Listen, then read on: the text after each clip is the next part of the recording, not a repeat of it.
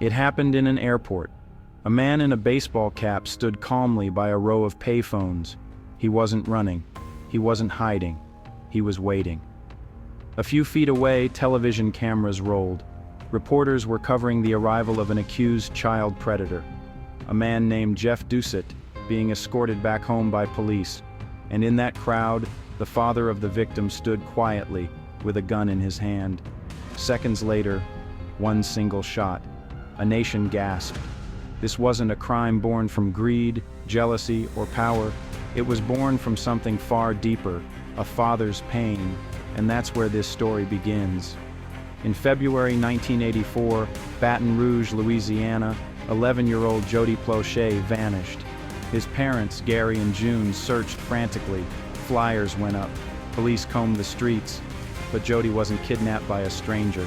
He was taken by someone the family trusted, his karate instructor, Jeff Doucet, a man who had earned their confidence, who had mentored Jody for years, and who, as it would later be revealed, had betrayed that trust in the worst possible way.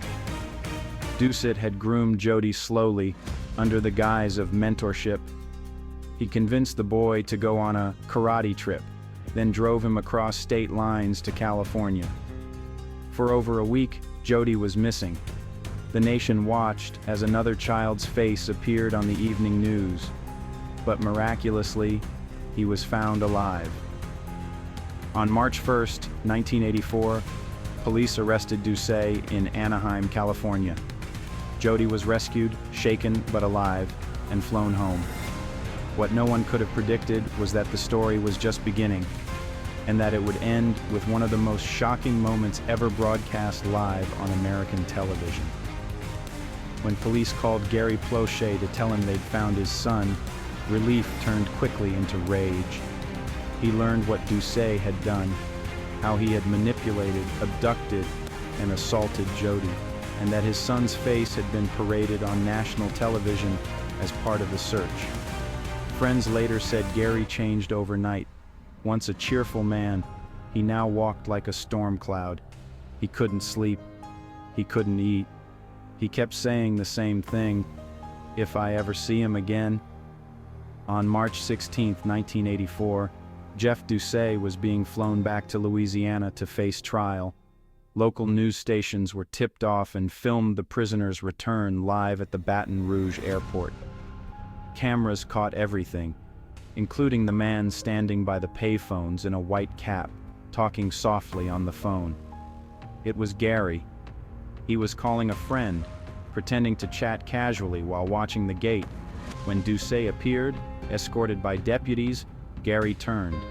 He raised a .38 revolver and fired one shot into the side of Doucet's head. The suspect collapsed instantly. Police tackled Gary to the ground, and millions would soon see it replayed on television again and again, a father's moment of irreversible rage. What happened next divided America. To some, Gary Plauché was a murderer. To others, he was a hero. Phone lines at local news stations flooded with calls. Parents said they would have done the same thing. Psychologists warned it set a dangerous precedent. Even law enforcement officers, many of them fathers themselves, admitted privately that they understood his actions. When reporters asked Gary why he did it, he said softly, "I couldn't live with myself if I didn't."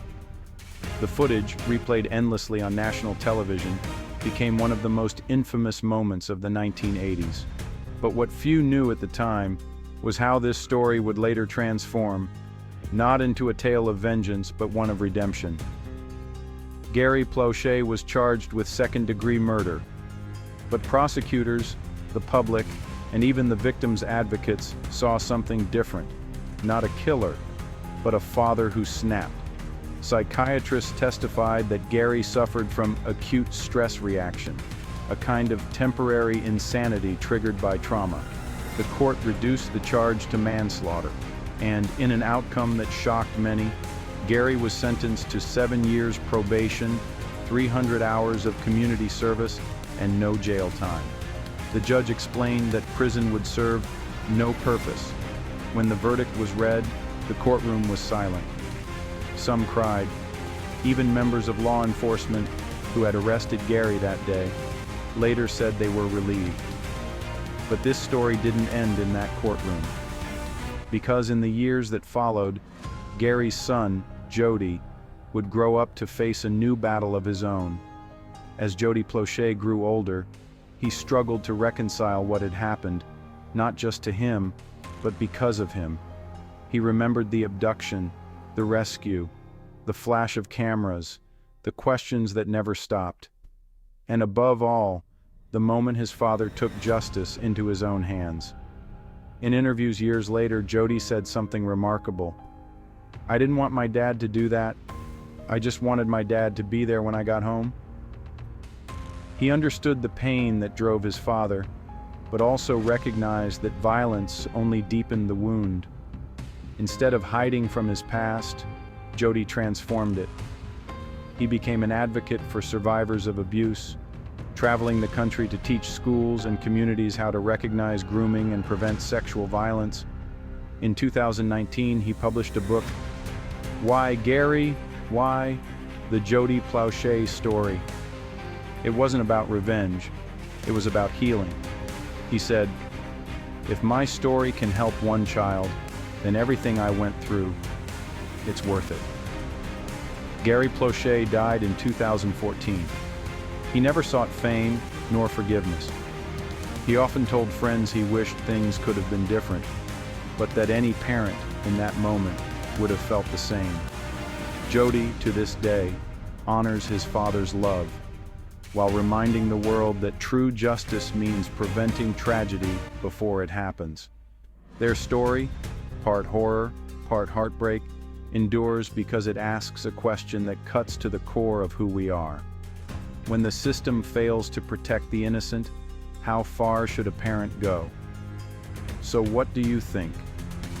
Was Gary Plauché a criminal, or a father who did what the system couldn't? Would you have done the same in his place? Tell us in the comments.